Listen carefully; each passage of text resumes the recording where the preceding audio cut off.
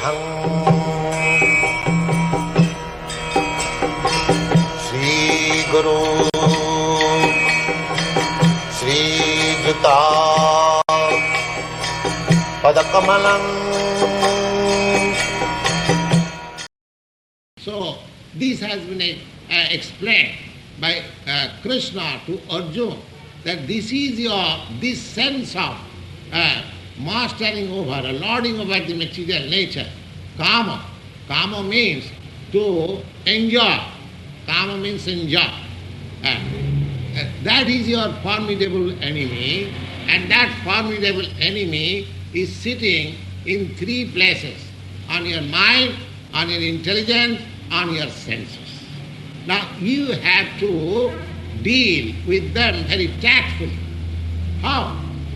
That you have to replace the enemy with Krishna consciousness. You have to replace simply, you have to replace. Just like if you have got a glass of water, now if you want to fill up this glass with milk, then you have to throw the water and take milk. Similarly, if your mind is occupied by the lust of enjoying the material world, if you replace Krishna on your mind, then you will find that the enemy which is occupying your strategic position of mind, it will be defeated. That so far we have discussed in the up to third chapter. Now today we shall begin in the fourth chapter, and what Lord says to Arjuna.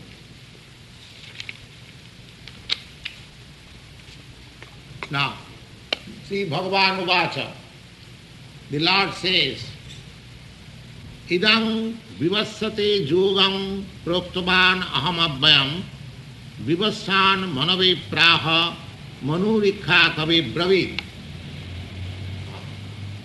This is very important. The fourth chapter, the Lord says that in the long ago, first of all, I described this karma yoga to Vivassan. Vivassan means Surya, the sun god. Sun god. Now, according to our calculation, the sun is a planet which is too hot and nobody can go there. And actually, so far this present body is concerned, it is not possible to tolerate even the sunshine from a distance of 93 100 millions or 90, I do not know exactly. It is far distant place. But actually, from the description of Vedic literature, we can understand that sun planet is just like a planet like this, but it is made of fire. It is made of fire. Just like this planet is predominant by earth only, similarly there are varieties of planets in the universe. Some planet is predominant by air, some planet is predominant by water, some planet is predominant by fire. So similarly, the sun planet is predominant by fire. There are living entities also. And there is one principal living entity who is called the sun god, Surya Narayan. Or in the language of the Bhagavad Gita, he is called Vivassan, in the language of Bhagavad Gita. Just like in every planet there is a chief man, just like in your country the chief man is President Johnson. Similarly, in every planet there is a chief man. Formerly in this planet also there was one king. We can get from Mahabharata history that 5,000 years before there was only one king of this planet, one flag and one regiment. We get this information from Mahabharata. Gradually the world has divided into many states, and you can see hundreds of flags in the United States nation. But similarly, the example is similarly that in the sun planet there is a chief and a person who is called Vibhusan. So Lord Krishna says that these science of Karma Yoga, what I am just trying to explain to you, it is not a new thing, but first I spoke this Karma Yoga to Vibhusan. Vibhusan means the sun god.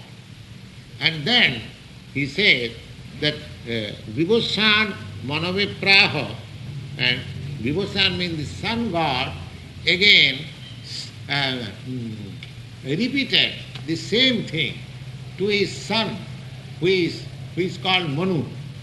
Vibhusan Manavipraha, Manu Ikkha. And again Manu, he told to his disciple, whose name is Ikkhaku. Maharaj Ikkhaku, he was a great king. He was the forefather of Ramchandra. You have heard the name of Lord Ramchandra. And so he was the forefather, Ikkhaku. The idea is that this process of Bhagavad Gita is not an ordinary thing. If you have to learn Bhagavad Gita and if you have to take profit out of it, then there is a process. There is a process to understand Bhagavad Gita. And that process is described here. We have to take it very seriously. Just like the first Bhagavad Gita was spoken by Lord Krishna to sun god. It is not that Krishna was speaking Bhagavad Gita for the first time to Arjuna only. No. It was spoken long, long ago. Long, long ago. If you make an estimate of the time, then that estimation also we can make from Vedic literature. That estimation is, I have made an estimation, it is about 400 millions of years before it was spoken. So far, as far as we get the information of Bhagavad Gita from Mahabharata, we understand that this Bhagavad Gita was spoken to Arjuna about 5,000 years before.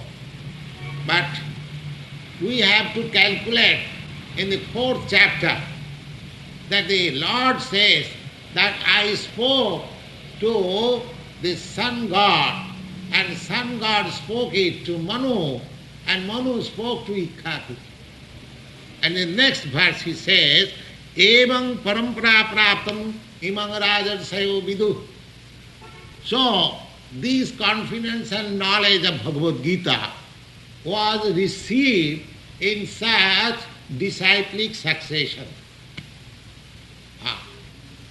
Disciplic succession.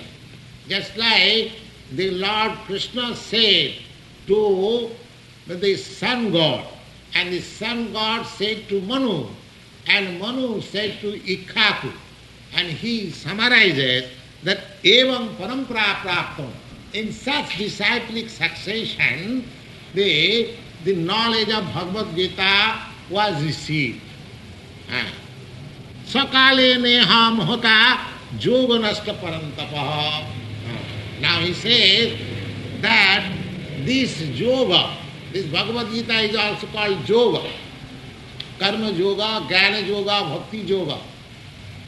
You'll find in Bhagavad Gita different yogas. So the whole book is called yoga. Now here also it is stated Sakale sakalena iha mohata yoga nasta parantapa. My dear Arjuna, oh, you are the great hero.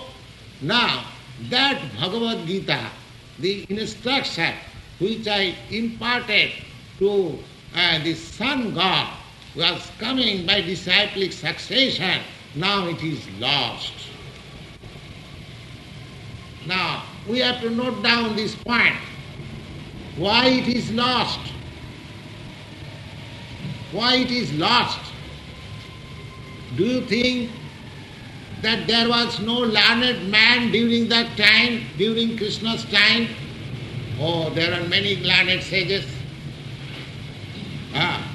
Not only one, two, there are dozens of learned sages.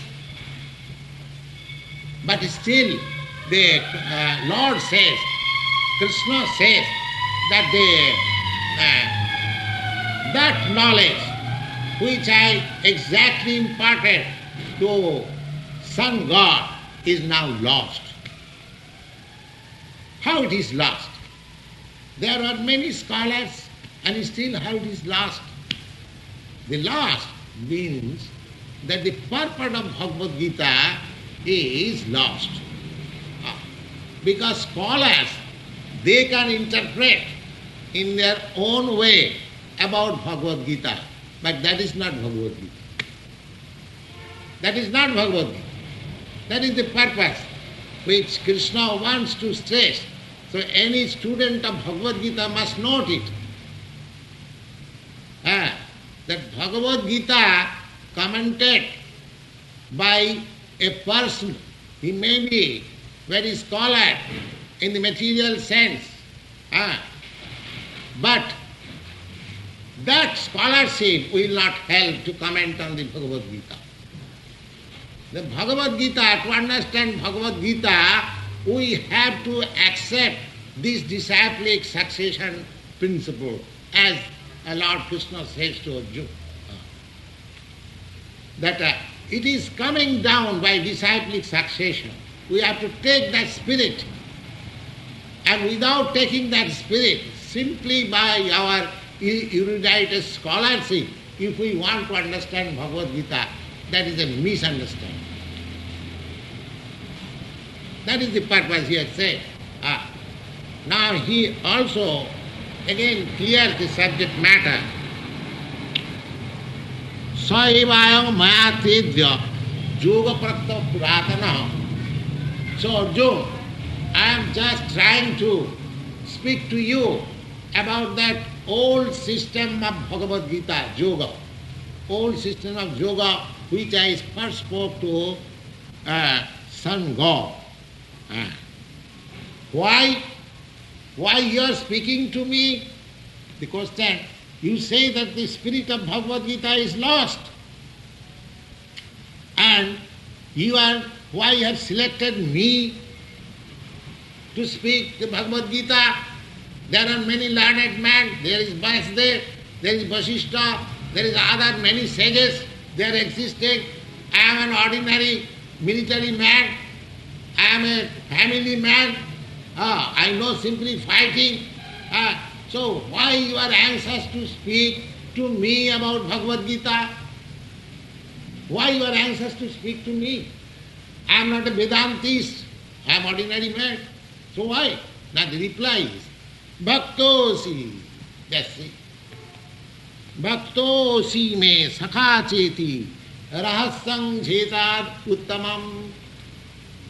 Oh, my dear Arjuna, I am just trying to speak to you, Bhagavad Gita, because you have got an exceptional qualification which others haven't got.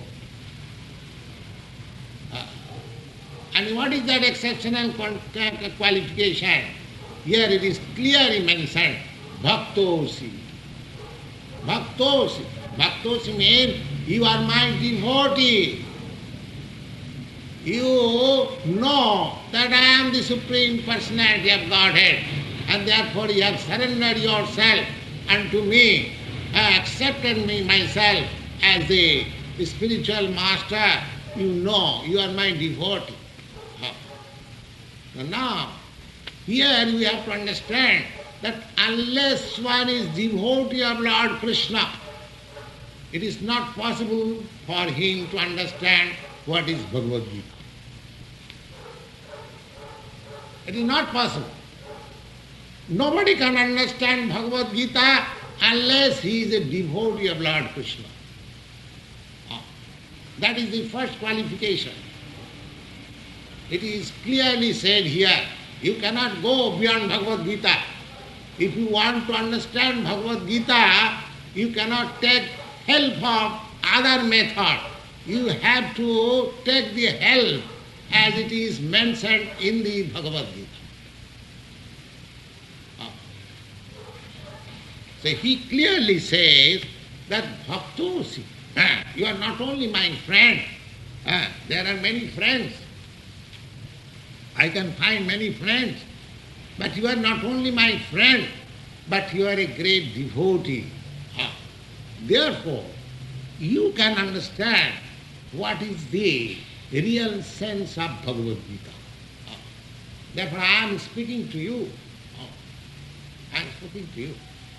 So, if anyone wants to understand Bhagavad Gita, then just like the disciplic succession was coming down from Vivasat, the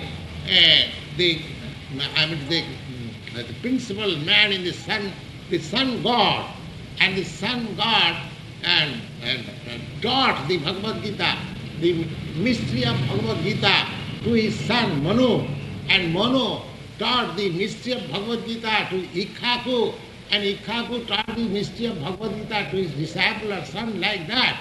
But now, in course of time, it is now lost. Now I am again establishing that disciplic succession through you.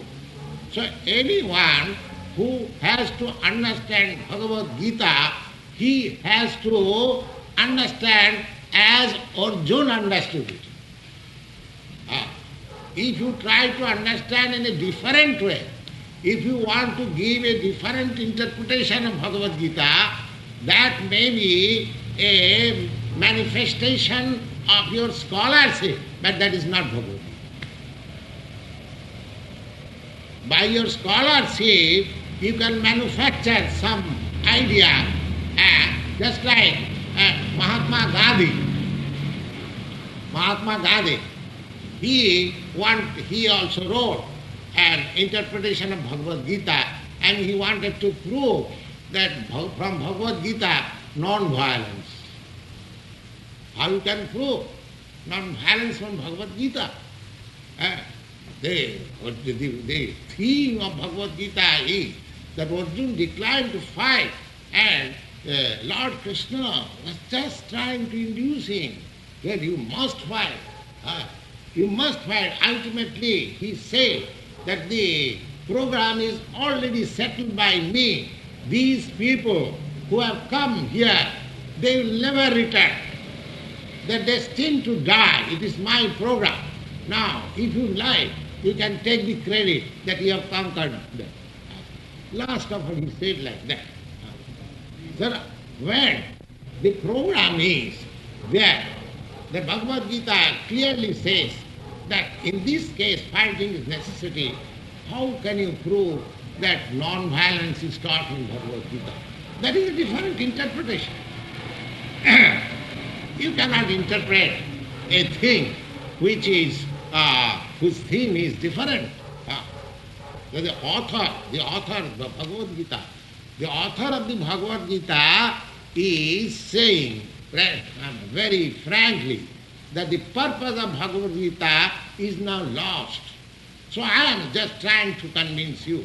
So you try to understand it. The purpose of Bhagavad Gita is lost because they have been interpreted in a different way.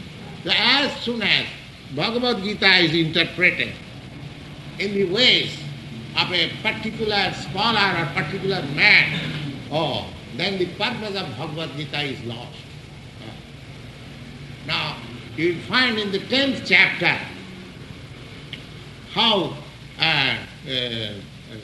Arjuna understood Bhagavad Gita. So you have to follow the footprints. The whole thing is, I have several times repeated this thing to you, that Mahajana Jena Gatasya Pantha, Mahadharmasya Tattang Nihitam Guhaya, Mahajena Gatasya Pantha, Tarpo Pratishtha Sutayo Vivinya. It is said that you cannot reach to the right conclusion of the Vedic literature simply by your arguments, by your force of argument or logic. That is not possible. Tattva pratishtha. There are many things which do not come within our arguments, within our sense of logic. So, tattva pratishtha. You cannot understand the supreme truth simply by arguments. Tattva pratishtha sutayo vibhinna. And there are, so far as scriptures are concerned, you will find different scriptures describing in a different way. So that also you will be bewildered. Naso munijyasya matanga bhinnam. And there are different philosophers who are always contradicted. One philosopher is deviating, is not in agreement with another philosopher. He has got a different theory. Another has got different theory. So philosophers also cannot give you the real truth. So neither you can understand the real truth simply by going through different scriptures, nor you can understand the real truth simply by your logical force or arguments. So, dharmasya tattang nihitam guhaya, the mystery of absolute truth is very confidential, very confidential. Then how I can understand? The Mahajana Jena Gatasya Pantha, if you follow the Mahajana, the authorities, then you can understand. Therefore, this authority, the disciplic succession, in India there are disciplic succession. Now so far we are concerned, we are following the disciplic succession. Just like Ramanujacharya and the Madhacharya and Nimbarka, Vishnu Swami. So we try to understand the Vedic literature from our superior spiritual master. That is the process. Just like Arjuna is trying to understand from Bhagavad Gita, from Krishna. Similarly, if we want to understand Bhagavad Gita, then we have to understand it from Arjuna, not from any other person. If you have got any knowledge of Bhagavad Gita, you have to see how does it tally with the understanding of Arjuna. That we will find in the 10th chapter. If you find that you have understood in the same way as Arjuna understood it, Bhagavad Gita, then your understanding of Bhagavad Gita is right. Otherwise, if you have understood in a different way, which is not corroborated by the understanding of Arjuna, then your understanding of Bhagavad Gita is different from the Bhagavad Gita as it is. This should be the criterion of your study.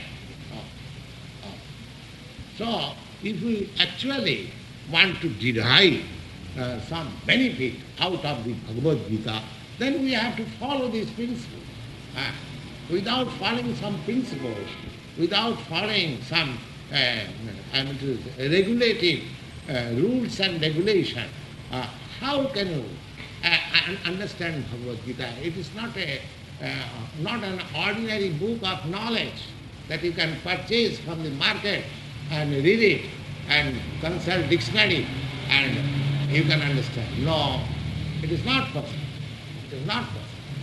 Otherwise, Krishna would not have told to Arjuna, now it is lost.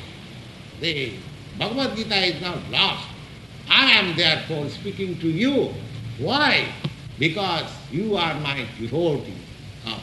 So one has to become a devotee like Arjuna and take instruction from Arjuna And he must be ready to understand Bhagavad Gita as Arjuna understood. Then the spirit of Bhagavad Gita can be understood. Otherwise, it is none at all. So far this, if there is any question, you can ask. Hare Krishna,